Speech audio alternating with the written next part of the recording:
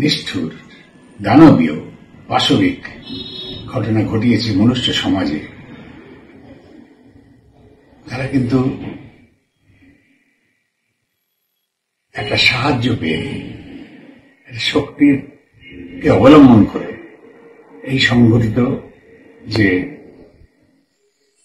অত্যাচারী বলবো হত্যাকাণ্ড এটা ঘটিয়েছে, এটা সবাই বুঝতে পারছে যেটা এটা একটা সংগঠিত অপরাধ। তার জবাব চেয়েছে আমার রাজ্যের, দেশের এবং দেশের বাইরেও সব মা বোনেরা।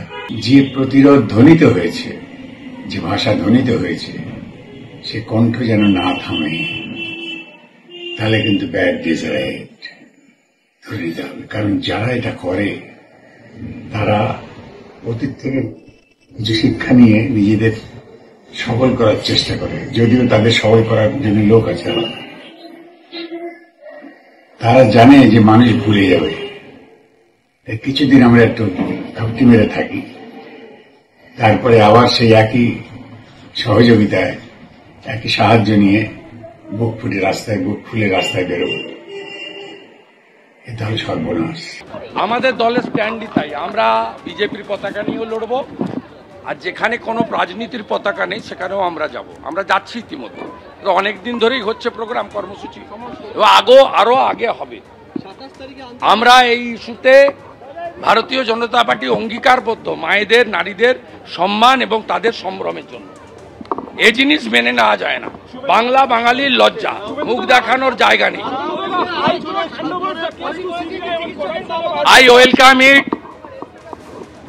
The state government quickly mentioned the case before the division bench also. The division bench refused. Division bench refused.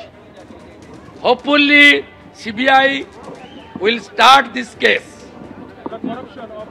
Yes, corruption means total health department corruption. This corruption is a big corruption of health department. Earlier we raised our voice that ex-education minister under the custody, then food scam came in front of the public. Ex-food minister also went to the jail. Now the time has come. The health minister should go in jail. The Bengal people wants it. The court already verdict, and CBI will take up the case as per the direction of the single bench.